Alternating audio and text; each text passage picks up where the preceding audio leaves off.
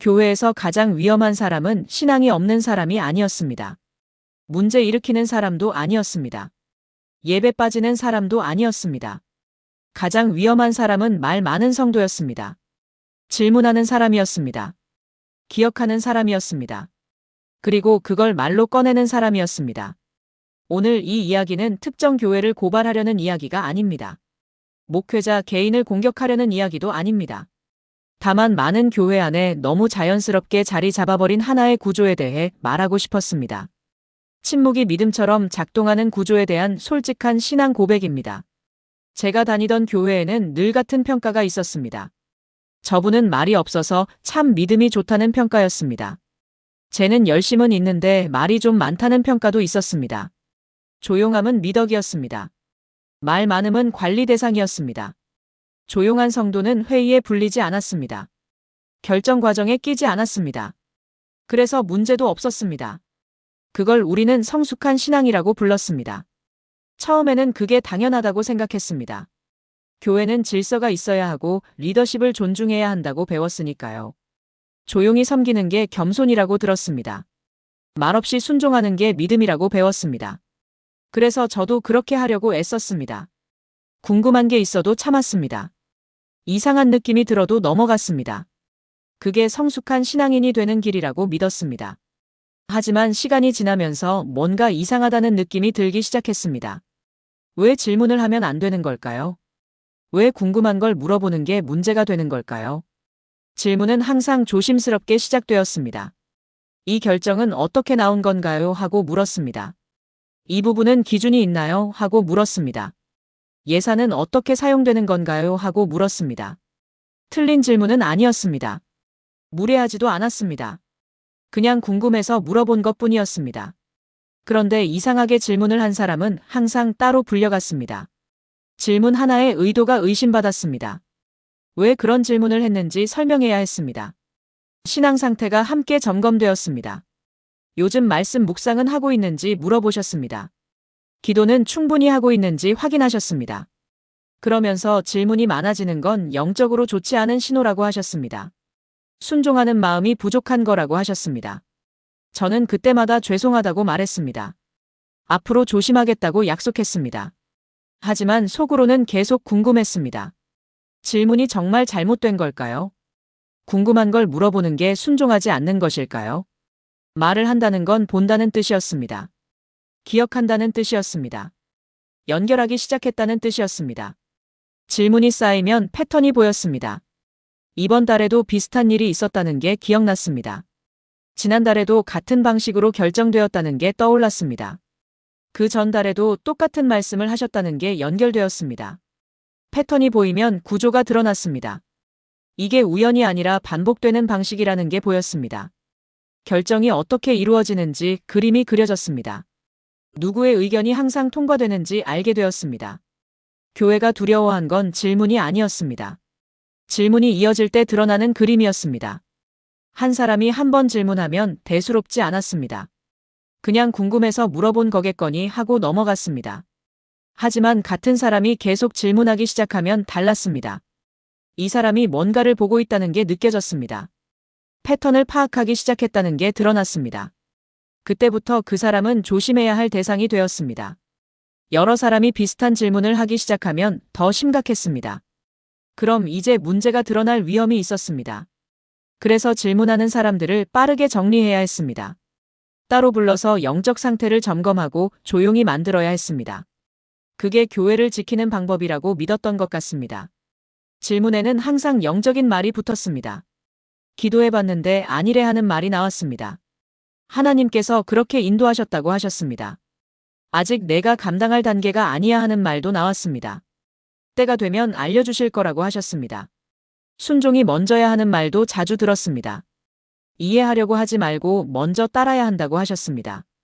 이 말들은 반박이 불가능했습니다. 반박하는 순간 그 사람은 영적으로 미성숙한 성도가 되기 때문입니다. 누가 감히 기도의 응답이라는 말에 반박할 수 있겠습니까? 하나님의 인도하심을 의심한다는 말을 들을까봐 두려웠습니다. 누가 감히 순종이라는 말에 의문을 제기할 수 있겠습니까? 불순종하는 사람이라는 낙인이 찍힐까봐 무서웠습니다.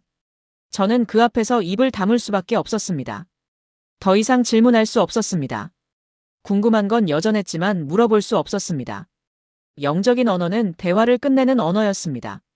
더 이상 질문할 수 없게 만드는 언어였습니다. 생각을 멈추게 하는 언어였습니다. 그리고 그 언어 앞에서 우리는 모두 무력해졌습니다. 영적이라는 이름으로 포장되면 아무도 반박할 수 없었습니다. 하나님의 뜻이라고 하면 모두가 고개를 숙였습니다. 그게 정말 하나님의 뜻인지 확인할 방법은 없었습니다. 그냥 믿어야 했습니다. 의심하지 말고 받아들여야 했습니다. 그게 믿음이라고 배웠으니까요. 몇 번의 사례를 보고 나면 사람들은 배웠습니다. 질문했던 사람이 따로 불려가는 걸 봤습니다. 영적 상태를 점검받는 걸 봤습니다.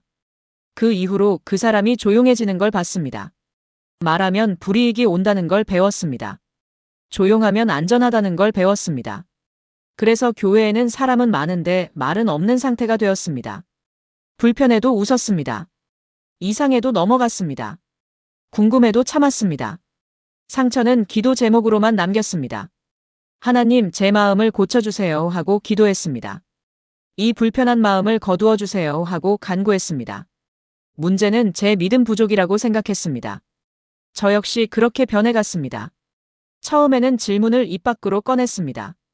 조심스럽게지만 용기를 내서 물어봤습니다. 하지만 몇 번 경험하고 나니 무서워졌습니다.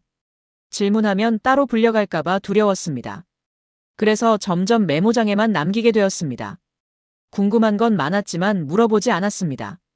적어두기만 했습니다. 나중에 혼자 생각해 보려고 했습니다. 하지만 혼자 생각해봐도 답은 나오지 않았습니다. 그냥 답답함만 쌓여갔습니다.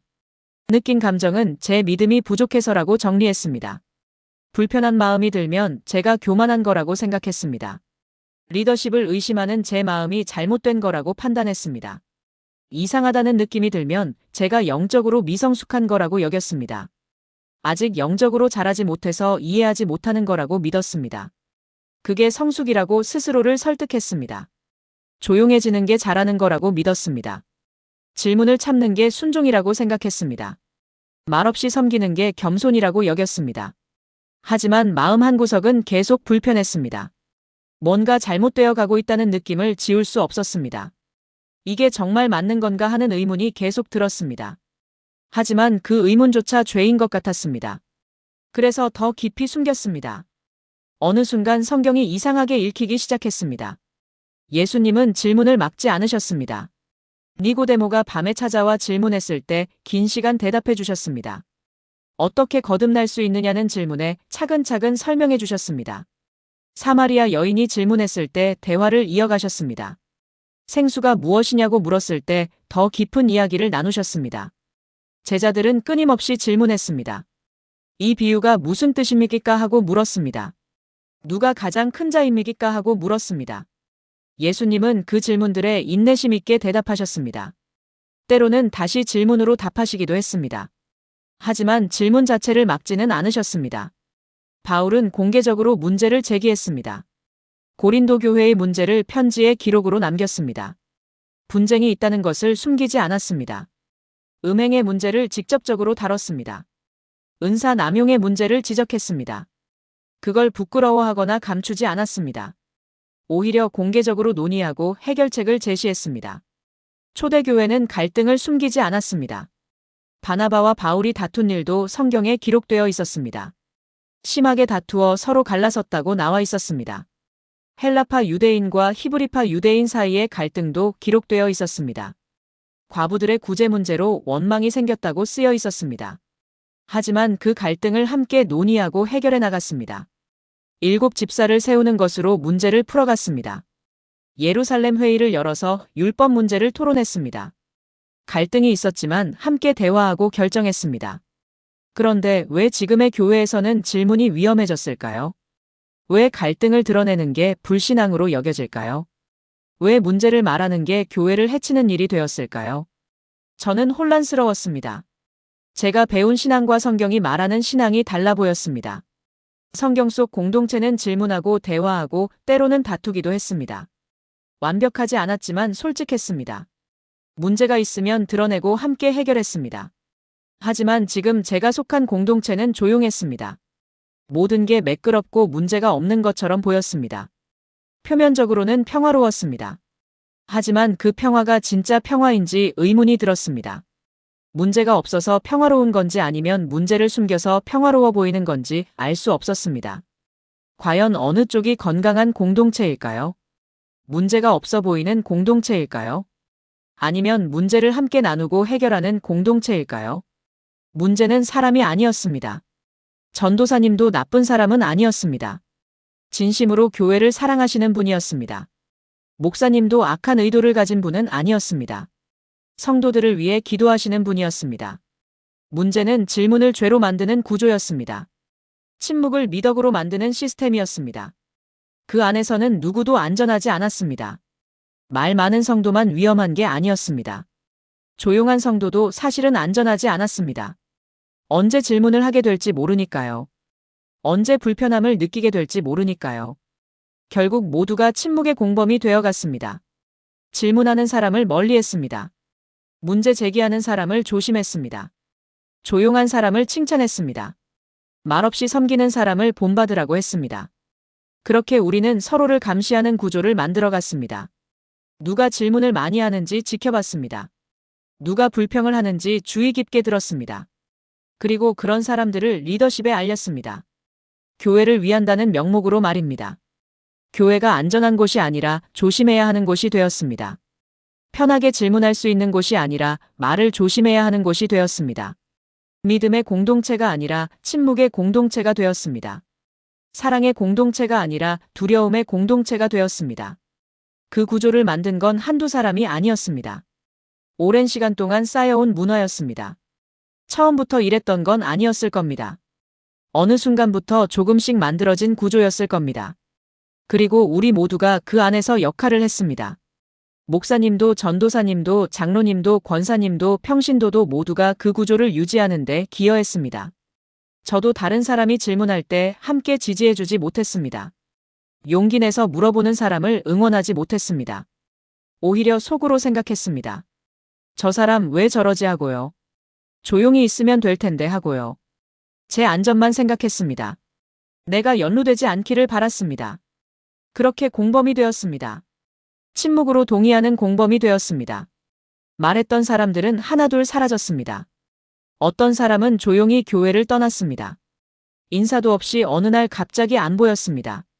어떤 사람은 시험 들었다는 말만 남기고 연락이 끊겼습니다. 신앙이 약해서 떠났다는 소문만 남았습니다. 어떤 사람은 다른 교회로 옮겼습니다. 더 이상 이 교회에서는 신앙생활을 할 수 없다고 했습니다. 문제는 정리되지 않았습니다.